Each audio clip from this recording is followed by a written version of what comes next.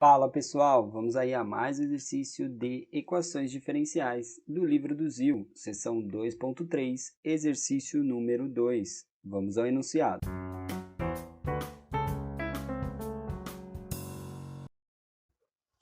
Nos problemas 1 a 24, ache a solução geral da equação diferencial dada. Dê o maior intervalo i sobre o qual a solução geral está definida. Determine se há termos transientes na solução geral. Y' mais 2xy igual x ao cubo. Bom, temos aqui uma equação diferencial do tipo linear. Como podemos identificar isso? Uma equação diferencial do tipo linear, ela é escrita da forma y' mais uma função p de x vezes a variável y igual uma função q de x. Ou seja, podemos identificar aí, aqui, ó, a função mais 2x, não esqueça do sinal, se aqui tiver menos, tem que carregar também. Essa função é o p de x. E essa função do outro lado da igualdade é o q de x.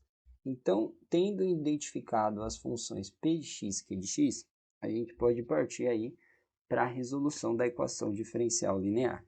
Primeiro, a solução da equação diferencial linear, ela vai ser do tipo y igual a 1 sobre um fator integrante μ de x vezes, aí abre um colchete, integral da função μ de x vezes a função q de x dx mais uma constante. A solução é dessa forma. Então, para determinar a solução da equação diferencial linear, já identificamos a função q de x, agora precisamos desse termo aqui, que é o chamado fator integrante. Como que a gente descobre o fator integrante? O fator integrante μ de x é dado pela equação μ de x igual e elevado à integral da função p de x dx. A função p de x nós já identificamos, então μ de x vai ser igual a e elevado à integral de p de x é 2x dx, ou seja, o fator integrante então vai ser e elevado à integral de 2x é x ao quadrado. Não coloca constante aqui, tá? Só a integral aí da função. Então, tendo descoberto aí o fator integrante, basta aplicar na máscara de resposta e resolver a integral dali. Então, vamos ter a resposta como sendo, ó, y igual 1 sobre o fator integrante, que nesse caso é e elevado a x quadrado, vezes aí a integral do fator integrante, que é e elevado a x quadrado, vezes a função q de x, que é x ao cubo, tudo isso a integral em dx mais uma constante. Ou seja, para encontrar a resposta, a gente precisa resolver essa integral aqui.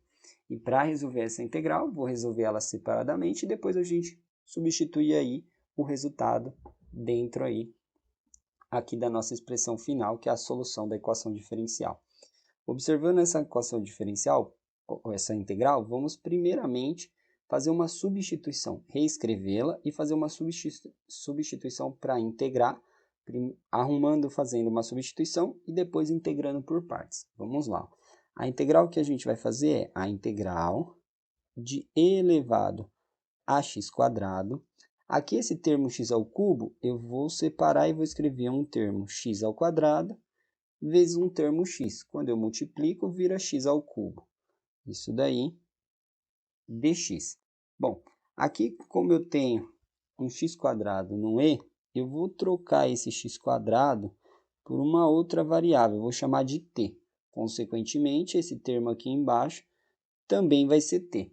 E depois vai sobrar esse x dx, que eu tenho que trocar em função de t. Então, a substituição que eu estou fazendo é que t é igual a x quadrado. Aí eu vou derivar dos dois lados. Desse lado dá dt, desse lado fica 2x dx. O termo x dx, ele aparece aqui. Então, esse 2 eu vou jogar para o lado do dt. Então, eu vou ter dt sobre 2 é igual a x dx. Tá? Então, isso daqui vale dt sobre 2. Bom, então eu apliquei aí uma substituição, então vou aplicar agora como que ficaria. Então, fica integral de e elevado, onde era x², fica t, onde era x² aqui, fica t também, e onde era x dx, fica dt sobre 2. Bom, agora eu vou resolver essa equação, essa integral, por partes, tá? Então, eu vou vir aqui, vou chamar o termo mais fácil de derivar, que seria o t, eu vou chamar aí de u, tá? Então, eu vou vir aqui e vou chamar. Eu vou pegar o t e vou pegar o sobre 2 também para facilitar. Então, eu vou ter aqui, ó, t sobre 2 é u. Então, eu vou derivar du desse lado, derivada de t sobre 2, fica dt em cima e o 2 é constante, sobre 2. O restante, o e de t e o dt, eu vou chamar de dv. dv é igual a i de t dt. A integra desse lado, a gente tem v. Integra desse, a integral de t dt, dá o e de t. Então, a gente tinha uma integral, relembrando aqui integral por partes, a gente tinha uma integral do tipo u dv, né? Eu peguei aqui o u, que eu chamei de t sobre 2, e o dv, que é o e de t dt. Agora, a gente vai trocar isso por u vezes v, menos a integral de v du. Então, o resultado da nossa integral lá vai ficar igual u vezes v, o u é t sobre 2, o v é i de t, menos a integral de v, que é i de t, vezes o du, que é dt sobre 2. Então, o resultado da integral vai ser t sobre 2, e de t, menos o meio aqui vai para fora como constante, a integral de t dt, daí de t. Como eu estou fazendo de forma indefinida, mais uma constante. Tá? Se eu quiser aí simplificar, eu posso simplificar colocando o e de t em evidência. Tá? Então, ficaria e de t, tá? Pode pôr o sobre 2 também em evidência. Então, ficaria t e aqui sobraria menos 1, mais a constante. Como eu fiz a substituição, o t eu chamei de x², o resultado é e elevado ao x² dividido por 2 vezes o t, que é o x², menos 1, mais a constante.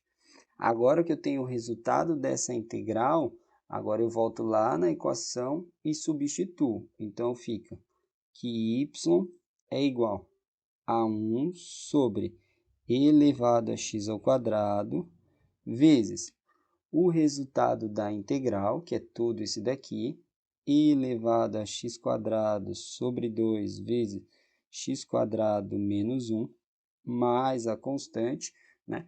Que é essa constante aqui com mais aquela da constante. Então, permanece só uma ali dentro, tá? E agora eu faço a simplificação. Esse x² pode multiplicar os dois termos. Então, a gente vai ter aí que y é igual. Esse x² corta com esse. Então, o primeiro termo só fica x² menos 1 sobre 2. O segundo termo fica mais constante sobre e elevado ao x². Ainda simplificando, a gente pode escrever como sendo x² menos 1 sobre 2, mais a constante, esse termo do x² que está e elevado ao x² que está positivo, eu vou subir ele e o expoente fica negativo, e elevado a menos x², tá? Bom, então, temos aí a solução da equação diferencial. Aí depois ele pede para determinar o maior intervalo i sobre qual a solução está definida. Ou seja, achar o domínio da solução, o maior intervalo do domínio.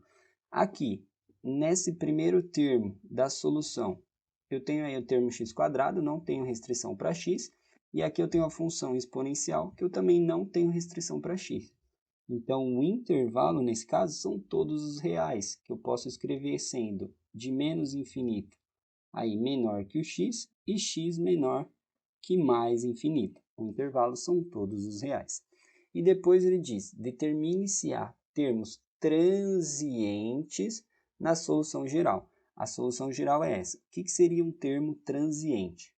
Um termo transiente é quando eu faço x tender ao infinito, eu vou achar uma função de x que vai tender a zero, tá? Então, existe algum termo, alguma função aí que seja transiente? Aqui, nesse termo, o x², quando eu tender a infinito, ou seja, substitui o x aqui por infinito, esse termo, x², infinito ao quadrado, vai dar infinito. Então, vai tender ao infinito, esse termo não é transiente. Agora, esse termo a gente tem e elevado a menos x². Então, se a gente substituir o x aqui, vai ficar menos infinito ao quadrado, que dá menos infinito, né? Que é menos o infinito ao quadrado. Infinito ao quadrado dá infinito, com menos daqui fica menos. E elevado a menos infinito, esse termo tende a zero, tá? Porque seria a mesma coisa se eu observasse por esse termo aqui, ó, que é 1 sobre e elevado a x². Ficaria 1 sobre o termo infinito, né? 1 sobre infinito é zero. Então, nesse caso, o nosso termo transiente seria o termo e elevado a menos x². Bom, espero que tenham gostado da resolução e eu vou aguardar vocês em um próximo vídeo. Até mais!